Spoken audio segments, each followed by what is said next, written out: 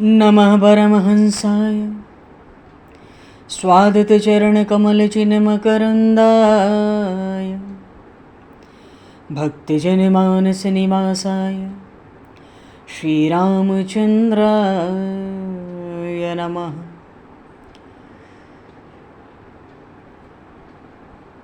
वंशीविभूषितकरान्नवनीरदाभात् पीताम्बरादरुणबिम्बफलाधरोष्ठात् पूर्णेन्दुसुन्दरमुखादरविन्दनेत्रात् कृष्णात् परं किमपि तत्त्वमहं न जाने। वागीशायस्य वदने लक्ष्मीर्यस्य च वक्षसि यस्तास्ते हृदये संविततं नरसिंहम् अहं भजे। विश्वसर्गविसर्गादि नवलक्षणलक्षितं श्रीकृष्णाख्यं परमधाम जगद्धाम नमामि तत्। गङ्गातरङ्गरमणीयं जटाकलापं गौरीनिरन्तरविभूषितं वामभागं नारायणप्रियं अनङ्गमदापहारं वाराणसीपुरपतिं भज विश्वनाथम्।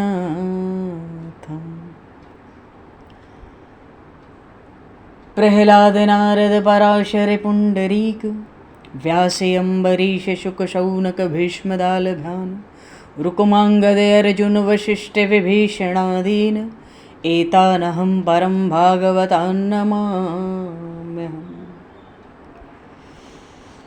श्रीसीतानाथसमारम्भां श्रीरामानन्दार्यमध्यमाम् अस्मदाचार्यपर्यन्तां वन्दे गुरुपरम्पराम्। वाञ्छाकल्पतरुभ्यश्च कृपासिन्धुभ्य एव च पतितानां पावनेभ्यो वैष्णवेभ्यो नमो नमः। योगेन्द्राय नमस्तस्मै शुकाय ब्रह्मरूपिणे संसारसर्पदष्टमयो विष्णुरात्ममुच्यत। नारायणं नमस्कृत्य नरं चैव नरोत्तमं देवं सरस्वतं व्यासं ततो जयमुदीरये। गोविंद जय जय गोपाल जय जय गोविंद जय जय गोपाल जय गोविंद जय जय गोपाल जय जय गोविंद जय जय गोपाल जय श्री राधारमण हरि गोविंद जय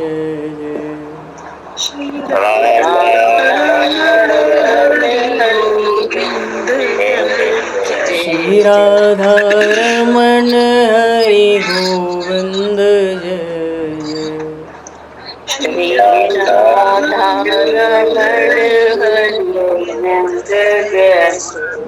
श्री राम जय जय ऋषिकेश जय जय श्री राम जय जय ऋषिकेश जय। श्री राम जय जय ऋषिकेश जय जय श्री राम जय जय ऋषिकेश जय। सीतारमण रघुनाथ जय जय सीतारमण राम रघुनाथ जय जय। सीतारमण राम रघुनाथ जय जय सीतारमण राम रघुनाथ जय। श्री वृंदावन बिहारी लाल की जय। श्री जमुना महारानी की जय।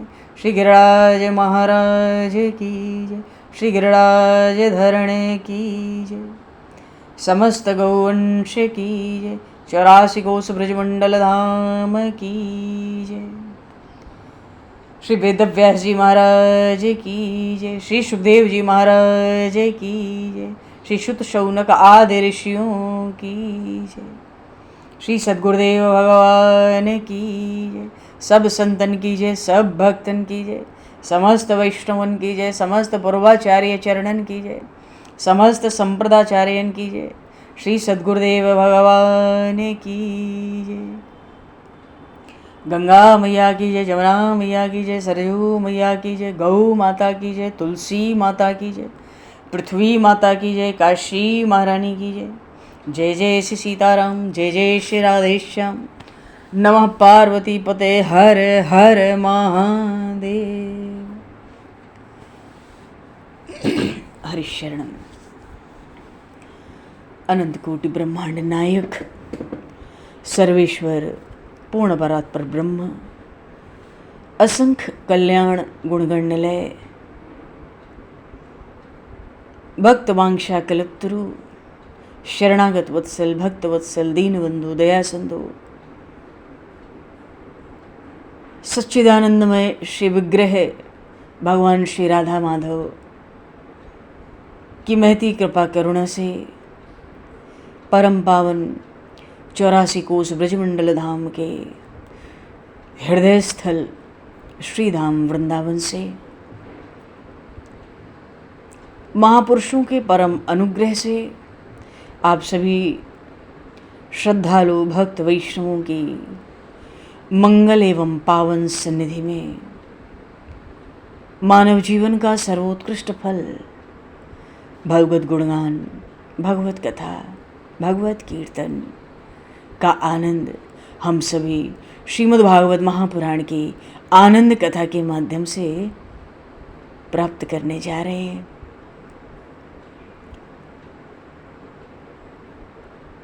सर्वप्रथम आप सभी भक्तजनों के श्री चरणों में भगवत भाव से सादर वंदन, सादर नमन। आप सभी को यथा योग्य जय सिया राम, जय जय श्री राधे, हरि शरणम। जय हो, जय जय श्री राधे, सभी को जय सिया राम, जय हो भगवान, जय हो श्री राधे, श्री राधे, जय जय जय जय। कासाय वस्त्रं मणिहारभूषितं सिंहासनस्थं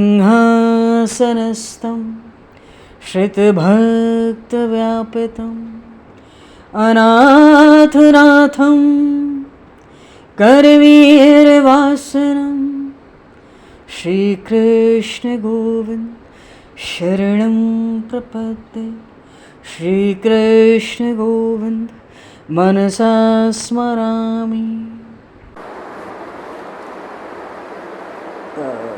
पूर्व प्रसंग में श्रीमद् भागवत में ध्रुव जी महाराज का चरित्र हुआ और ये जो चतुर्थ स्कंद है इसमें 4 प्रकरण हैं। सबसे पहले तो धर्म का प्रकरण था जिसमें माता सती भगवान शिव का विवाह हुआ, दक्ष प्रजापति का भगवान शिव के साथ विरोध, उसके बाद ध्रुव जी महाराज का परम पावन चरित्र। और अब इसमें 2 भाग हैं चतुर्थ स्कंद में भागवत के। एक तो प्रचेताओं का चरित्र है और एक तो ये पृथु महाराज का चरित्र है, भगवान पृथु का चरित्र है।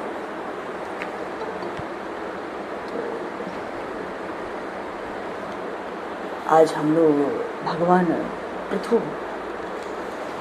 के चरित्र का स्मरण करेंगे। और महाराज पृथु का जो चरित्र है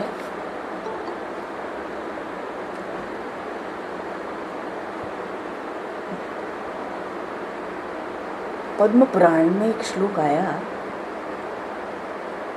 ब्राह्मणा क्षत्रिया वैश्या शूद्राश्चान्ये जास्तथा हरिभक्तिं प्रपन्नाये ते कृतार्था न संशयः।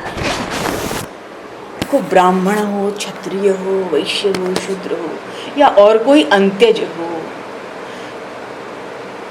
हरि भक्ति ऐसी है, भगवान की भक्ति के द्वारा जो भगवान के शरणागत हुए वे कृतार्थ हो गए, इसमें कोई संदेह नहीं रहा।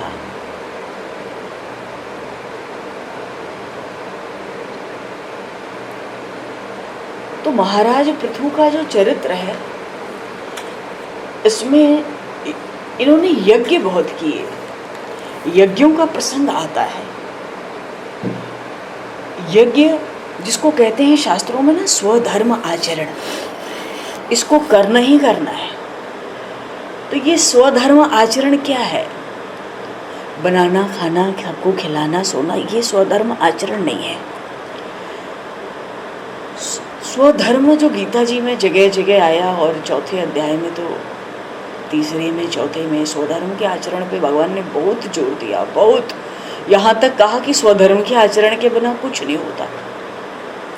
श्रीमद् भागवत, ये भगवान पृथु का जो चरित्र आरंभ हुआ उसमें श्रीमद् भागवत के चतुर्थ स्कंद के 13वें अध्याय में भी एक श्लोक आया, निशम्य कौशार वेणोपवर्णतम ध्रुवस्य वैकुंठ पादाधिरोहणम प्रडूढ़ भावो भगवत यदोजके पृष्ठुम पुनस्तम विदुरः प्रचक्रमे केते प्रचेतसो नाम कस्यापत्यानि सुब्रत कस्यानवाय प्रख्यातः कुत्र वा सत्र समासतः। विदुर जी ने जब ध्रुव जी का चरित्र सुन लिया कि ध्रुव जी का वैकुंठ गमन हुआ, ध्रुव जी मैत्रेय जी से प्रश्न करते, महाराज ये प्रचेता कौन है? ये ते प्रचेतसो नाम, ये प्रचेता कौन है और इन प्रचेताओं का ब्रह्म सत्र कहाँ हुआ? विदुर जी ये सुनना चाहते हैं। विदुर जी पूछते हैं, इन प्रचेता कौन है, प्रचेताओं का ब्रह्म सत्र कहाँ हुआ? देखो, यज्ञ वो होता है जो यजमान अपने कल्याण के मंगल के लिए करता है, ब्रह्म सत्र जगत के मंगल के लिए होता है। तो बड़े विस्तार से सुनना चाहते हैं ध्रुव जी। तो सुखदेव जी महाराज भी परीक्षित जी को वही कथा प्रचेताओं की सुनाना चाहते हैं जो मैत्रेय जी ने विदुर जी को सुनाई। वस्तुतः बात ये कि जो प्रचेता हैं, प्रचेता गण, ये ध्रुव जी के वंश में ही प्रकट हुए। ध्रुव जी का पुत्र हरिश्चंद्र, ध्रुव जी का पुत्र वत्सर सिंहासन पर बैठे, तो समय पाकर उन महाराज वत्सर का विवाह स्वविर्थी रानी से हुआ और फिर इनके 6 पुत्र हुए। ध्रुव जी के 6 पौत्र थे और इसी वंश में आगे चल के अंग नाम के राजा हुए। तो अंग राजा का विवाह देखो बहुत ही महत्वपूर्ण है प्रसंग भागवत का। कुछ प्रसंग थोड़ा सा जैसे निकलना होता है वैसे चलता है, पर प्रसंग तो सब प्रसंग का, प्रकरण का समावेश होना ही होना है। तो ध्रुव जी के वंश में अंग राजा का जन्म हुआ। अंग राजा का विवाह मृत्यु की कन्या सुनीता के साथ हुआ। राजा अंग का देखो कैसा वंश हुआ, ध्रुव जी का वंश। ज्यादा समय नहीं बीता पर इनका विवाह किससे हुआ? मृत्यु की कन्या, उसका नाम था सुनीता। सुनीता के द्वारा महाराज अंग को ध्रुव जी के वंश में वेन नाम का पुत्र हुआ। अच्छा, राजा अंग बहुत सदाचारी थे, बड़े धर्मात्मा, महात्मा, पुत्रों की तरह और पुत्रों की तरह प्रजा का पालन करते थे। लेकिन इनका पुत्र जो वेन था ना, बड़ा दुराचारी हुआ। क्यों? उसकी माता मृत्यु की कन्या थी ना। देखो, पति पत्नी जब भूल करते हैं तो जो प्रजा उत्पन्न होती है, जो संतान उत्पन्न होती है ना, वो पापी होती है। अंग राजा की कोई भूल नहीं थी, इनका बड़ा पवित्र वंश है, ध्रुव जी के वंश में प्रकट हुए। पर रानी की भूल थी। रानी सुनीता, ये जो मृत्यु की कन्या थी, इसको शाप मिला हुआ था। पहले से ही शाप था कि इसको बड़ा क्रूर और बड़ा हिंसक पुत्र मिलेगा। तो इस मृत्यु की कन्या से कोई विवाह करना ही नहीं चाहता। तब उसने वशीकरण मंत्र का प्रयोग किया और राजा अंग को किसी तरह वश में कर लिया। उनके साथ विवाह हुआ तो फल क्या हुआ, परिणाम क्या हुआ? अत्यंत पापी दुराचारी वेन नाम का पुत्र हुआ। ऐसा दुष्ट हुआ कि बालकों की भी हिंसा करता था, लोगों को बहुत त्रास बहुत भय पहुंचाता था। राजा अंग उसको समझाते रहते थे पर वो मानता नहीं था। तो पुत्र सुधरता नहीं है, इस बात से राजा अंग बहुत दुखी हो रहे थे। तो एक दिन एकांत में अपनी पत्नी से कहा कि तुम माँ हो, तुम बालक को समझाओ, तुम्हारे संस्कार जल्दी पड़ेंगे। वो सुनीता जो मृत्यु की कन्या, वो तो दुष्ट थी भैया, मृत्यु की कन्या, हिंसा उसका स्वरूप है, कष्ट पहुंचाना उसका स्वरूप है। उसने राजा अंग से कहा, क्यों, राजा का बेटा है, एक ही बेटा है, जो मन में आएगा वो करेगा। आज तुम रोक लोगे, कल राजा बनेगा, जो मन में आएगा वो करेगा, मैं क्यों करूं, तुम समझाओ।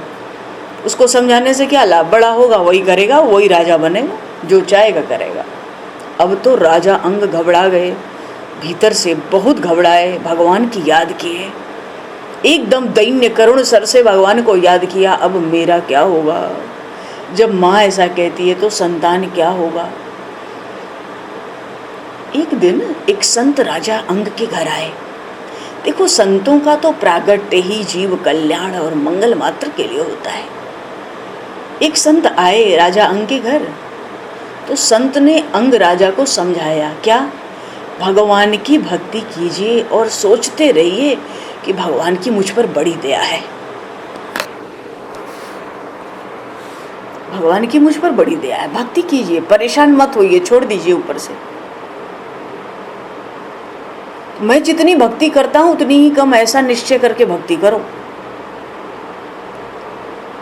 अच्छा, जो ये समझ रहा है कि भगवान की मुझ पर बहुत कम कृपा है, वो भक्ति कर नहीं सकता। भक्ति तभी होती है जब भगवान के उपकार का स्मरण होता है बारंबार। राजा अंग कहते हैं उन संत से कि मुझ पर तो भगवान की कृपा है नहीं। क्यों? अरे कृपा होती तो मेरे पास दुष्ट पुत्र होता। ये मुझे बहुत त्रस्त करता है, मेरी प्रजा को बहुत त्रस्त करता है, इसकी अवस्था बहुत कम है, ये बालक स्वरूप है, तभी इसकी ये स्थिति है। संत समझाने लगे, इसी से ही मैं कहता हूँ कि तुम पर प्रभु की बहुत कृपा है। कद पत्यम वरम मन्ये सदपत्याक्ष चाम पदात निर्विदेत्य गृहान्य मर्त्यो यत कलेश निहवा गृहा। संत के देखो, भागवत जी का एक सिद्धांत है। क्या सिद्धांत है भागवत का? कि भगवान जिस स्थिति में रखते हैं उस स्थिति में संतोष रखना है और प्रभु का उपकार मानकर भक्ति करना है। भीतर ये दृढ़ विश्वास रखना है कि भगवान को कुछ गलत करना आता ही नहीं है, भगवान कभी गलत कर सकते ही नहीं है। जीव गलत करता है, जीव अन्याय करता है, पर भगवान के दरबार में, प्रभु के दरबार में तो अन्याय है ही नहीं। तो जीव निष्ठुर हो सकता है, भगवान तो, परमात्मा तो निष्ठुर नहीं हो सकता। वे तो बड़े दयालु, बड़े कृपालु हैं। इसलिए भगवान जो कुछ करते हैं मेरे कल्याण के लिए करते हैं, मेरे मंगल के लिए करते हैं, ऐसा कुछ भाव वो संत महाराज राजा अंग को समझा रहे हैं। देखो, घर में लायक पुत्र है तो मन को समझाना है कि पुत्र बहुत लायक है, मैं जो भक्ति कर रहा हूँ वही बहुत कम है। क्यों? अब मुझे घर के काम में दखल नहीं देना चाहिए। क्यों? पुत्र सब संभाल रहा है, मैं सारा दिन भक्ति करता रहूँगा। भाई, अगर पुत्र लायक है तो भगवान का उपकार मान के निरंतर भक्ति करना चाहिए। कदाचित कहीं पुत्र नालायक हो तो भी भगवान का उपकार ही मानना है, मन को समझाना है। पुत्र नालायक है तो क्या हुआ, अच्छा ही है। पुत्र लायक होता तो पुत्र में माता पिता की आसक्ति रहती, और पुत्र में आसक्ति रहती तो पौत्र में और अधिक आसक्ति हो जाती। देखो, कांटों को पैर से कुचलना सरल होता है ना, पर फूल को तो पाँव के तले कुचलना बड़ा कठिन है। पाँवों में तो जूते हैं, तो कांटों पर पैर रख सकते हैं, रख के चल सकते हैं, पर फूलों पर पांव रखकर चलना तो असंभव हो जाता है। घर के लोग तो कांटे जैसे ही है ना, त्रस्त करते हैं। तो त्रस्त करें, नालायक औलाद होगी, संतान होगी तो उसका मोह छूटेगा। और घर के सब लोग अनुकूल हैं, सब सुख दे रहे हो तो सुख में मन फंसा रहता है। पुत्र अगर लायक होगा तो माता पिता की सेवा करने वाला होगा तो पुत्र में माता पिता की आसक्ति रहेगी ही। पुत्र नालायक है तो भगवान की कृपा समझो, दया समझो। कहने का भाव है घर में नालायक पुत्र है तो भी अच्छी बात है। हम मन में सोचे हमारा पुत्र में मन ना फंस जाए, इसलिए भगवान ने नालायक पुत्र दिया है। देखो पुत्र तो हमारे बाद कुछ करने वाला नहीं है, अपने द्वारा ही हमें जो करना है अपने लिए करना है, अपना परलोक बनाना है, जन्म मरण के चक्कर से छूटना है। भाव ये है, कहने का सार ये है कि पुत्र नालायक है तो भी मन को शांत रखकर भक्ति करनी चाहिए, और पुत्र लायक है तो सब भार छोड़ो और भक्ति करनी चाहिए। एक बार कार्तिक मास का समय था, पंढरपुर की बात है। पंढरीनाथ के यहाँ दरबार लगा था संतों का, कार्तिक मास था। तो उस दरबार में बड़े बड़े महान संत, श्री तुकाराम जी महाराज, एकनाथ जी महाराज, नरसिंह मेहता जी, अरे मानो कहो देश विदेश से अनेक संत महात्मा पंढरपुर में इकट्ठा हुए थे। बोलिए श्री पंढरीनाथ भगवान की जय। हरि शरणम। तो एकनाथ जी महाराज विठलनाथ जी के दर्शन करते हैं। ध्यान देना, देखो भाव की बात है। भागवत में एक एक सिद्धांत अत्यंत विलक्षण है। एकनाथ जी महाराज पहले विठलनाथ जी के दर्शन करते हैं। एकनाथ जी महाराज की पत्नी बहुत लायक थी, महान पतिव्रता थी। तो एकनाथ महाराज को भगवान के दर्शन करते हुए आंखों में आंसू आ गए। तो महाराज कहते हैं पंढरीनाथ से, प्रभु ने मुझ पर बड़ी कृपा की। कैसे? घर में मुझे स्त्री का संग नहीं दिया पर सत्संग दिया है। घर में स्त्री का संग नहीं दिया पर सत्संग दिया है। बात यह है कि महाराज तो बाहर रहते, पत्नी घर में रहती। एक पुत्र था, हरि पंडित नाम था उसका। तो महाराज दोपहर के बाद 1:30-2 बजे आते तो बहुत संत साथ में आते और सबके लिए रसोई करती थी उनकी धर्मपत्नी। उसी समय महाराज घर पे आते और सबके साथ प्रसाद पाते, अलग से बातें भी नहीं, सबके साथ पंगत में पाते। और उनकी पत्नी ही भोजन परसती थी सबको, अपने हाथ से रसोई करती। और फिर संतों के साथ महाराज चले जाते। 4 बजे से तो कथा होती विट्ठल मंदिर में, रोज 7 बजे तक कार्यक्रम चलता। रोज का आनंद था, प्रवचन, बड़ा सुख था। तो कहते हैं कि प्रभु आपने बड़ी कृपा की। अब महान प्रतिव्रता है, स्त्री का संग उनके बिल्कुल अनुकूल था। तो वो आभार व्यक्त कर रहे हैं, उपकार का स्मरण कर रहे हैं भगवान के कि बड़ी अच्छी स्त्री मिली। क्यों? घर में मुझे स्त्री का संग नहीं दिया आपने। घर के बाहर ही रहते, एक बार आते दिन में प्रसाद के लिए। कहते पर घर में सत्संग दिया। अगर कहीं टिक गए, प्रसाद पाने पाते तो बस सत्संग ही चल रहा है, शाम तक कथा ही चल रही है। कहते घर में स्त्री का संग नहीं दिया पर सत्संग दिया, ये बड़ी कृपा की। हाँ, मुझे कभी क्रोध भी आता है तो पत्नी प्रेम से समझाकर पाप करने से बचा लेती है, मुझे प्रभु के नाम की ओर ले जाती है। पत्नी कहती है, ये एकनाथ जी महाराज पंढरीनाथ से कह रहे हैं, मेरी पत्नी कहती है आज क्रोध क्यों कर रहे हो, मन को शांत रखो, आप भगवान की भक्ति करो, मैं आपकी भक्ति करूंगी, आप मेरे भगवान हैं, मैं घर की देखभाल करूंगी, घर की चिंता न रखो, सारा दिन भक्ति करो। गदगद हो रहे हैं एकनाथ जी महाराज। अरे ये स्त्री कहाँ है, फिर तो ये संत है। एकनाथ जी महाराज का भाव है कि आपने बड़ी लायक पत्नी दी, इससे मैं सारा दिन भक्ति कर पाता हूँ, आपके अनंत उपकार हैं। एकनाथ जी महाराज श्री पंढरीनाथ भगवान का उपकार मानते हैं, उनके श्री चरणों में निवेदन करते हैं। चलो इतने में श्री तुकाराम जी महाराज आ गए। उन्होंने भी आके पंढरीनाथ के दर्शन किए। विट्ठलनाथ जी के दर्शन करते करते उनके भी आंखों से आंसू बह रहे। जय हरि विठ्ठल श्री हरि विठ्ठल पांडुरंग गोविंदा, जय हरि विठ्ठल श्री हरि विठ्ठल पांडुरंग गोविंद। जय हरि विठ्ठल श्री हरि विठ्ठल पांडुरंग गोविंद। जय हरि विठ्ठल श्री हरि विठ्ठल पांडुरंग गोविंद। जय हरि विठ्ठल श्री हरि विठ्ठल पांडुरंग गोविंद। जय हरि विठ्ठल श्री हरि विठ्ठल पांडुरंग गोविंद। श्री तुकाराम जी महाराज आए। अरे महाराष्ट्र तो संतों का अखाड़ा है और उनकी अध्यक्षता स्वयं पंडरीनाथ करते हैं। खुला मैदान है भक्ति का, नाम संकीर्तन का। खड़े होके कथा, खड़े होके कीर्तन। महाराज पहुंचे, श्री तुकाराम जी महाराज पहुंचे, विठ्ठलनाथ जी का दर्शन किया, गदगद हो गए हैं। कहते हैं, क्या कहते हैं, ध्यान से सुनो कि हे प्रभु, आपने जो किया बड़ा ही अच्छा किया। प्रभु ने तो मुझे रत्न दिया है, रत्न। अच्छी कैसा रत्न? ऐसा रत्न दिया है नाथ आपने कि मुझे घर का कभी स्मरण ही नहीं होता, मेरी घर जाने की इच्छा भी नहीं होती, जरा भी इच्छा नहीं होती। क्यों? श्री तुकाराम जी महाराज के घर में बड़ी कर्कशा पत्नी है, महाराज को बहुत त्रस्त करती है।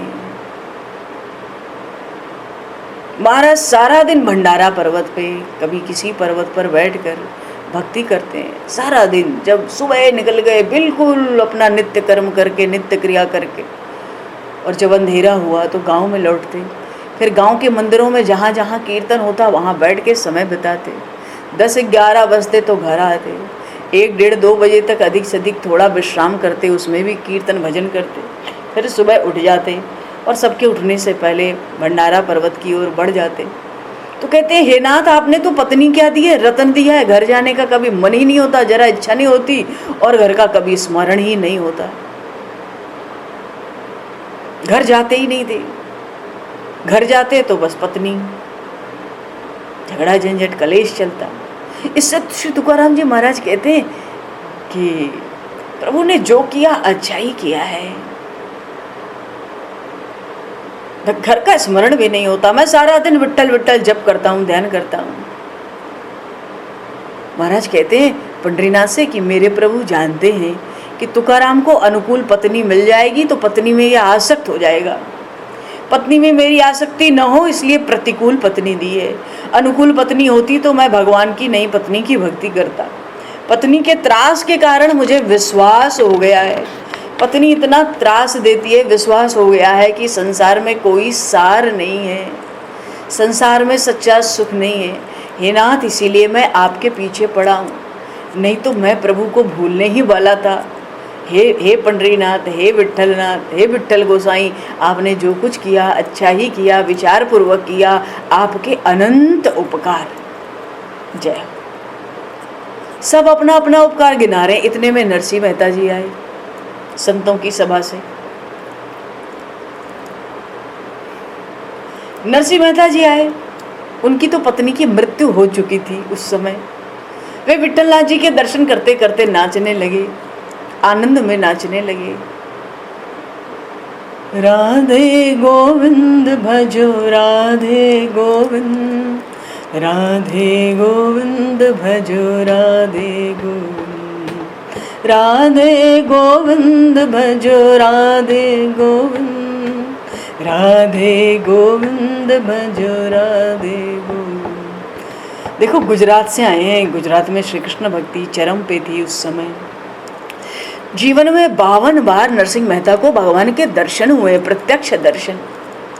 वहाँ भगवान श्री कृष्ण का, श्री राधा रानी का बोलबाला है आज भी गुजरात में। जय श्री कृष्ण, जय श्री कृष्ण। राधे गोविंद भजो राधे गोविंद, राधे गोविंद भजो राधे गोविंद, राधे गोविंद भजो राधे गोविंद, राधे गोविंद भजो राधे गोविंद। वो तो आके मस्त होके पंडरीनाथ के आगे खूब नाचने लगे। राधे गोविंद बोलो, राधे गोविंद, राधे गोविंद भजो राधे गोविंद। विचार कर रहे हैं, अनंत उपकार की महिमा गा रहे हैं। नाथ आपने तो बहुत ही अच्छा किया, कैसे? मेरे देखते ही देखते पत्नी की यात्रा निकल गई। अब मुझे कोई चिंता ही नहीं है, पत्नी होती तो चिंता रहती। आपने बड़ा उचित किया। अब घर में कोई पूछने वाला नहीं रहा। घर में आपका और मेरा, हम दोनों का साम्राज्य स्थापित हो चुका है, मैं और मेरे प्रभु। हे नाथ, मैं बहुत भक्ति करूँगा, बड़ा आनंद आएगा। भक्त और भगवान के बीच में तीसरे का कारण बड़ी गड़बड़ करता है। किसी तीसरे का कारण बन जाए तो बहुत गड़बड़ी होती है भक्ति में।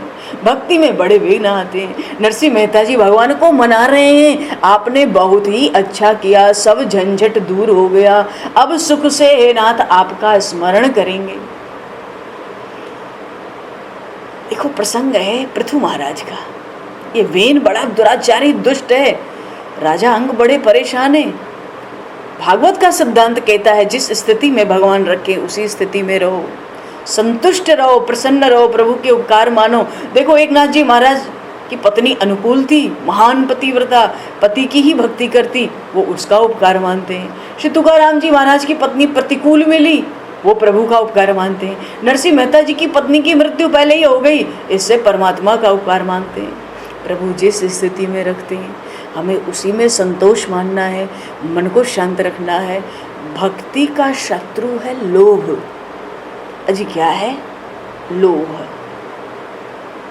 लोभ का अर्थ है जो स्थिति परिस्थिति भगवान ने प्राप्त कराई उससे हम संतुष्ट नहीं है तो लोभ ही है, फिर तो भक्ति होगी नहीं। अच्छा, वो जो संत महात्मा आए थे अंग राजा को समझा ही रहे थे कि तुम्हारे घर में नालायक पुत्र है तो भी प्रभु की कृपा समझो, वो त्रास दे रहा है इसलिए तुम्हारी पुत्र में आसक्ति नहीं रहेगी, तुम्हारा मरण नहीं बिगड़ेगा, तुम्हारा मरण सुधर जाएगा, क्योंकि चित्त में तुम्हारा मोह नहीं रहेगा, पुत्र में आसक्ति नहीं रहेगी, ममता नहीं रहेगी, वो खुद छुड़ा देगा अत्याचार दुराचार कर करके, तुम्हारा मरण सुधर जाएगा मोह निकल जाने से। पुत्र मूर्ख है, तुम तो समझदार हो। देखो घर के लोगों को एक बार दो बार तीन बार चार बार समझा दिया जाए, वे मान जाएं तो बहुत अच्छा है, नहीं तो सोचो जय सिया राम, जो प्रभु ने सोचा होगा। मैं अपना कर्तव्य पूरा किया, अपने को तो अपना कर्तव्य पूरा करना है। किसी भी मनुष्य में हम ममता न रखें, न कोई मेरी स्त्री है न कोई मेरा पुरुष है, भगवान मेरे हैं, ये भाव होना चाहिए, भगवान मेरे हैं। देखो संतों ने दृष्टांत आया एकनाथ जी महाराज का, तुकाराम जी महाराज का, नरसिंह मेहता जी का, सब भगवान की दी स्थिति में कैसे संतुष्ट है, जो जहाँ है वहीं गदगद और संतुष्ट है। तो किसी मनुष्य में, घर के मनुष्य में ममता ना रहे, कोई हमारा नहीं है, भगवान हमारे हैं। और अगर हम मनुष्य में ममता रखेंगे ना, घर के परिवार के लोगों में, हमको बहुत सहना पड़ेगा और ये हम सब का अनुभव होगा। जब भी जीवन में कहीं हम ममता रखते हैं हमें बहुत सहन करना पड़ता है, बहुत दुख उठाकर भगवान कृपा करके उससे बाहर निकालते हैं। तुलसी ममता रामसो समता सब संसार। वेन इतना दुष्ट है, राजा अंग परेशान है तो संत कहते हैं पुत्र में ममता क्यों रखते हो, इसीलिए तुम इतना सहन कर रहे हो। घर को अब जय सिया राम करो, गंगा तट पर चले जाओ। अंग राजा के भीतर से दृष्टि खुल गई। राजा अंग ने निश्चित किया कि अब अपना मरण मुझे सुधारना है। रात्र में जब सो गए ना, तब सभी को जय सिया राम के सब कुछ छोड़ के राजपाट, राजा अंग बिना राज्याभिषेक के पुत्र का एक ही था, पीछे हो जाएगा, कौन बात करे उसका, कौन मुंह देखे। राजा अंग रात को ही जब सब सोए थे ना, तो सबको जय सिया राम करके घर से निकल गए और गंगा जी के तट पर पहुंचे। और वहां जाकर राजा अंग, इन पर भगवान दत्तात्रेय की भी कृपा हुई, इनका भी एक अपने में बहुत सुंदर चरित्र है राजा अंग का। वहां जाके आदिनारायण परमात्मा की आराधना की, करते करते कृतार्थ हो गए। चलो हम लोग तो महाराज भगवान पृथु के चरित्र में हैं, उधर चल रहे हैं। अब दूसरी ओर जब राजा चले गए रातों रात, तो भाई बिना राजा के राज्य में तो अराजकता फैलती है, चोरी डकैती लूट मार काट, प्रजा बड़ी दुखी हुई। बेन को ऋषि ब्राह्मण मंत्री आए, बोले भैया यही राजा होगा, इसको बना दो, भी कम से कम अराजकता तो बंद हो। उसको राजा बना दिया। अब तो प्रजा और भी दुखी हो गई, क्यों, धर्म को मानता नहीं था। ब्राह्मण उसको समझाने गए, तब बेन को क्रोध आ गया, उनको मारने दौड़ा, ऋषियों को ब्राह्मणों को।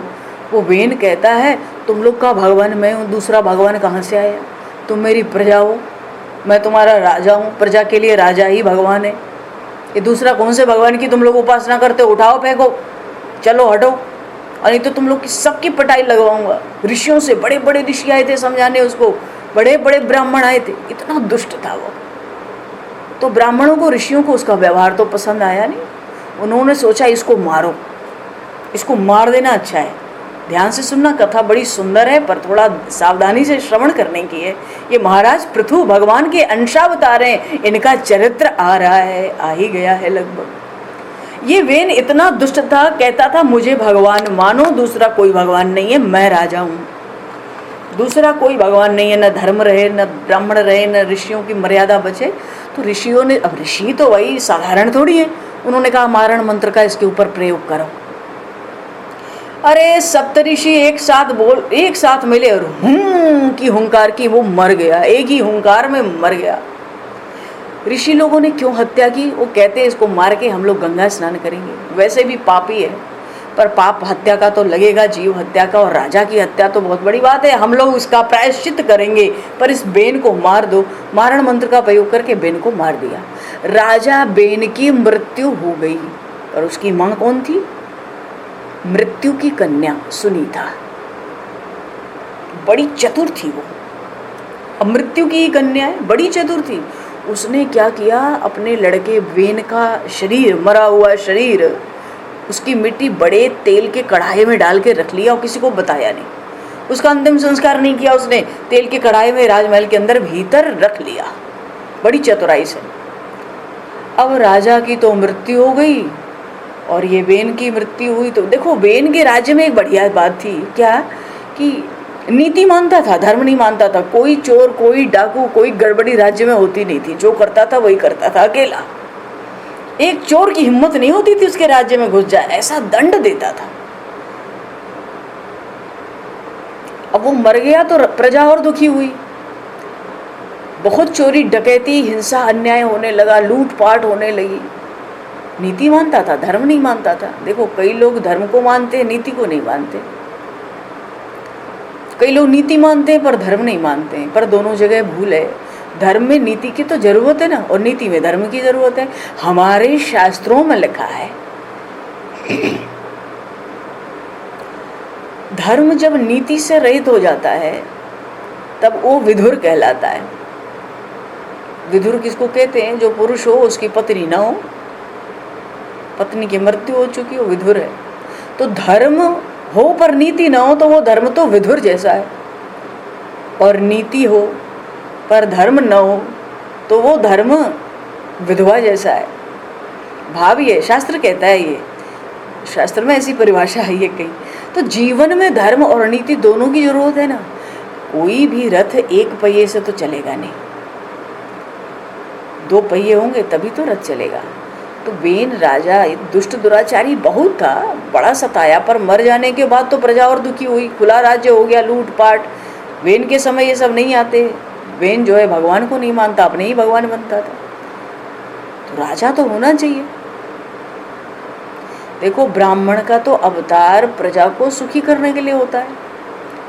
ब्राह्मण का ये विचार होना चाहिए कि समाज किस तरह सुखी हो, इस बात का ब्राह्मण को विचार करना चाहिए।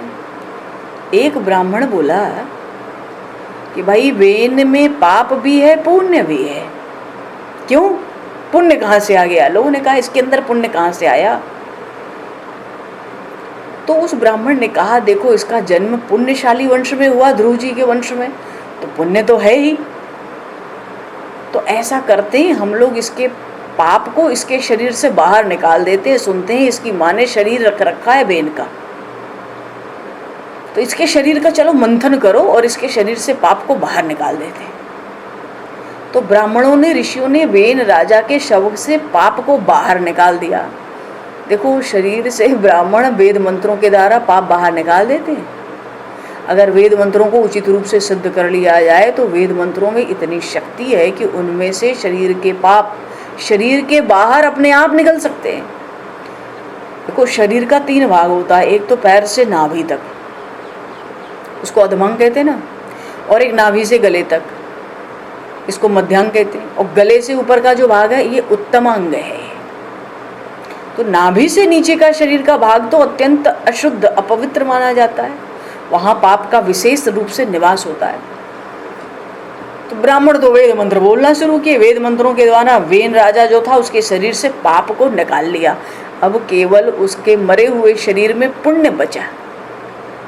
अब ब्राह्मण भगवान आदि नारायण की स्तुति करते हैं, कहते हैं ये जो पापी वेन था ये तो स्वयंभू मनु का वंशज है, ध्रुव जी का वंशज है, इसलिए इस वंश का विनाश न हो। इसका अंतिम संस्कार हो जाएगा तो विनाश हो जाएगा ध्रुव जी के वंश का, मनु जी के वंश का, इसलिए इस वंश की रक्षा कीजिए हे प्रभु। देवताओं ने, ऋषियों ने परमात्मा से प्रार्थना की, कहते प्रजा बहुत दुखी हो रही है, हे नाथ आप कृपा करो, इस वंश की रक्षा करो, प्रजा की रक्षा करो, देश की रक्षा करो, द्वीप की रक्षा करो।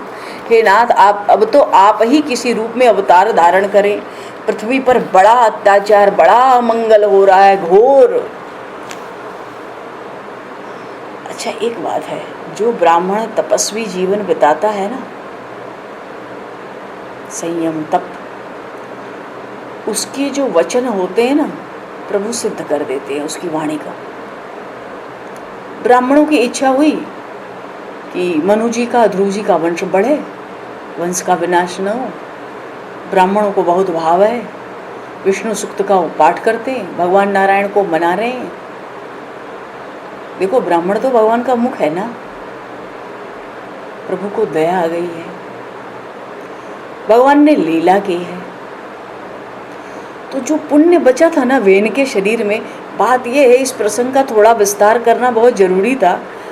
कई बार समझ ही नहीं आता ये महाराज पृथु, भगवान पृथु प्रकट कैसे हुए, क्या स्थिति बनी, समझ ही नहीं आता।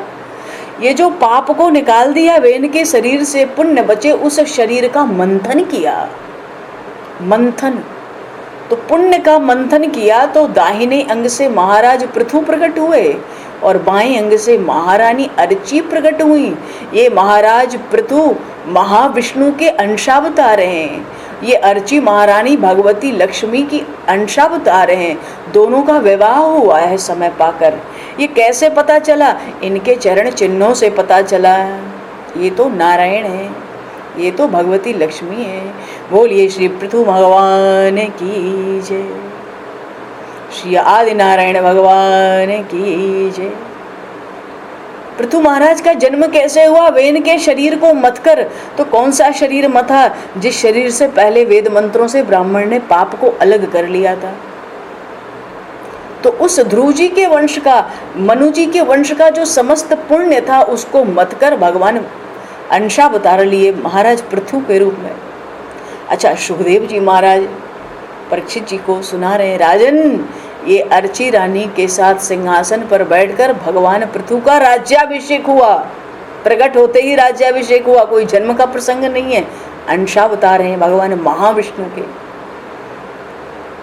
और हुए तो राजा, पर करते क्या है? सारा दिन पूजा पाठ, पूजन भक्ति के आचार्य हैं भगवान पृथु, राजा पृथु। भगवत रसिक जी की वाणी में आया, तात ऋषभ सो होय, पिता हूं तो भगवान ऋषभ के समान हो, माँ तो मंदालसा ही जानो, और माँ हो तो रानी मंदालसा के समान। पुत्र कपिल सो मिले, मित्र प्रहलाद ही जानो। पुत्र किसी को मिले तो भगवान कपिल के समान, और मित्र मिले तो प्रहलाद जी महाराज के समान।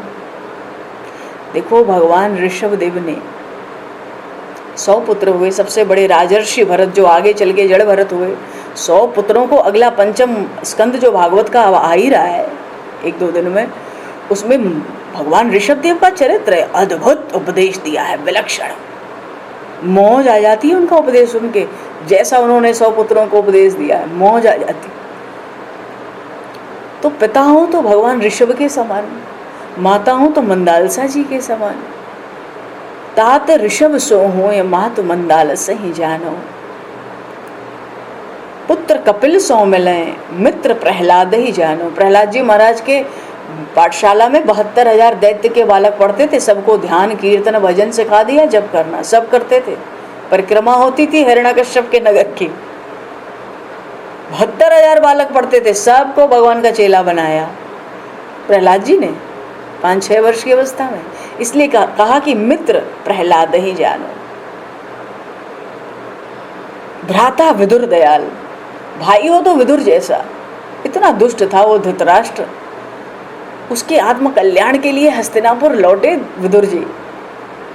भ्राता विदुर दयाल, जोशिता द्रुपद दुलारी, पत्नी हो तो रानी द्रौपदी के समान। ये पांचों पांडव तो बालक शरीर के द्रौपदी के मुख की ओर देखते थे, कोई भी बात फंस जाए वही हल करती थी।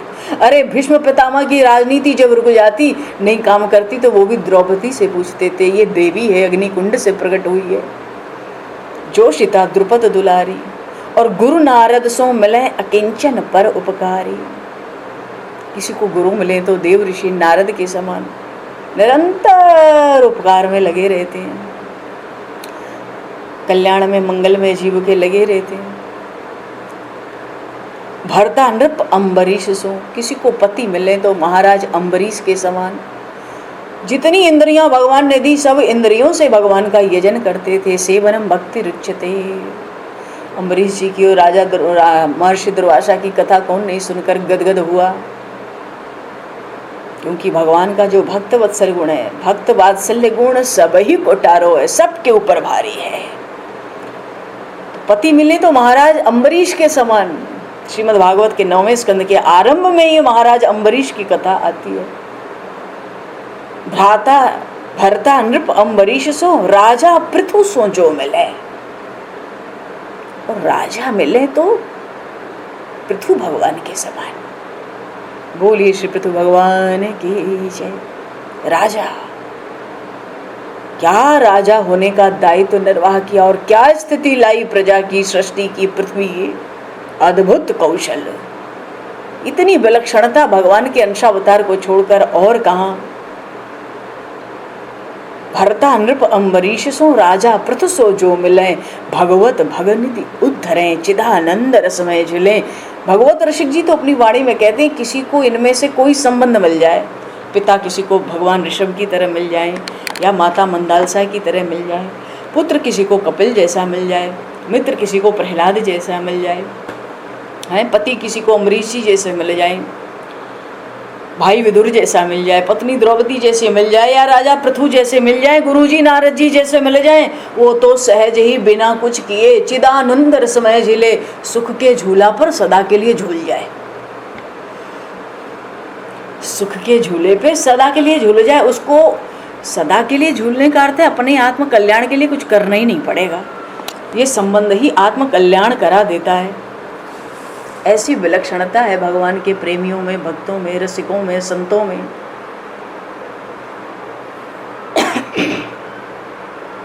तो भगवान पृथु का प्रागट्य हुआ है, भगवान नारायण के अंशावतार हैं। अर्ची महारानी के साथ विवाह हुआ है, सिंहासन पर विराजमान है, प्रकट होते ही राज्याभिषेक हुआ है। सुखदेव जी कहते हैं, राजन पृथु राजा तो सारा दिन पूजा ही करते हैं। क्यों? राजा तो मिले पृथु जैसे, पर ये जो नवधा भक्ति है ना, श्रवणम कीर्तनम विष्णु स्मरणम पाद सेवनम अर्चनम वंदनम दास्य सख्यम आत्मनिवेदनम, ये 9 प्रकार की जो नवधा भक्ति है, इसमें एक अर्चन भक्ति है। अर्चनम वंदनम, अर्चना भक्ति, पूजा अर्चना, इस भक्ति के आचार्य महाराज पृथु हैं। भगवान की पूजा अर्चना में 1 नंबर पर हैं। कहते हैं न, श्रवण परीक्षित सुमति व्यास सावक सुकीर्तन।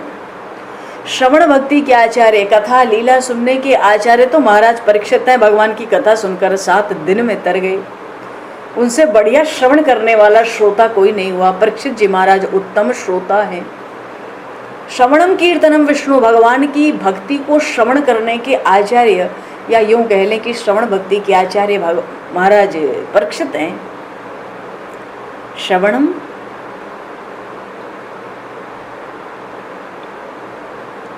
श्रवण परीक्षित सुमति व्यास सावक सुकीर्तनी। सावक माने बच्चा, व्यास जी का बच्चा सुखदेव जी महाराज कीर्तन भक्ति के आचार्य हैं। कीर्तन भक्ति कहते हैं कि कथा कहें भी और कथा सुने भी, कीर्तन कहें भी और कीर्तन सुने भी। इसको कहते हैं, जब कहना सुनना दोनों भक्ति एक साथ होती है उसको कहते हैं कीर्तन भक्ति। तो कीर्तन भक्ति के आचार्य कौन है? वो स्थान मिला है श्री सुखदेव जी महाराज को। बोलिए श्री सुखदेव जी महाराज की जय। और श्रवण करने की भक्ति किसके पास है? कौन आचार्य हैं? श्रवण परीक्षित सुमति व्यास सावक सुकीर्तन। श्रवण भक्ति के आचार्य परीक्षित जी, कीर्तन भक्ति के आचार्य श्री सुखदेव जी महाराज हैं। सुठि सुमिरन प्रहलाद पृथु पूजा चरणा कमला चरणन मम। पृथु पूजा कमला चरणन मम। सुठि सुमिरन प्रहलाद। तो स्मरण भक्ति के आचार्य कौन है? प्रहलाद जी महाराज हैं।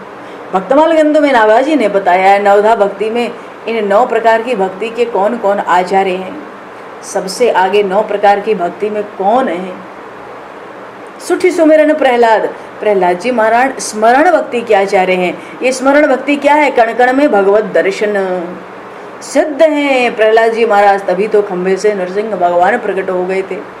प्रहलाद जी महाराज कण कण में भगवान का दर्शन करते हैं। सुठि सुमिरन प्रहलाद, सुंदर स्मरण करने में तो प्रहलाद जी आचार्य हैं।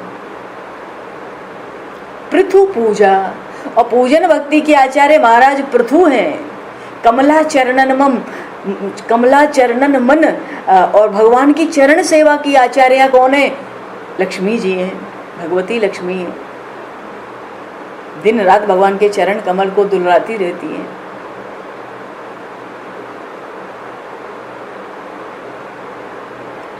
सुठि सुमिरन प्रहलाद पृथु पूजा कमला चरणन मम। दास्यातपति कपीश्वर, हनुमान जी महाराज दास्य भक्ति के आचार्य हैं। पार्थ अर्जुन जी सख्य भक्ति के आचार्य हैं, सखा भाव के आचार्य हैं। और वंदना भक्ति के आचार्य कौन है? सुफलक सुवन। सुफलक सुवन कौन है? सुफलक नंदन है अक्रूर जी महाराज, वंदना भक्ति के आचार्य हैं। तो श्रवण परीक्षित सुमति व्यास सावक सुकीर्तन सुठि सुमिरन प्रहलाद पृथु पूजा कमला चरणन मम। तो ये पृथु पूजा, भगवान की दिन रात पूजा करते हैं महाराज पृथु। अर्चन भक्ति के आचार्य हैं। भगवान की पूजा अर्चना की जो भक्ति है नवदा भक्ति में, उसके आचार्य पद पर हैं। और आत्मनिवेदन भक्ति के आचार्य कौन है? महाराज बलि। सब कुछ भगवान वामन के चरणों में अपने को ही निवेदन कर दिया। हरिशरण आत्मनिवेदन भक्ति बच गई थी, उसके महाराज बलि आचार्य हैं। देखो संत ऐसा मानते हैं जब परमात्मा की पूजा न हो तो पाप होता है, और जो सारा दिन पूजा पाठ करे उसका पाप छूट जाता है। पाप बहुत बढ़ चुका था राज्य में।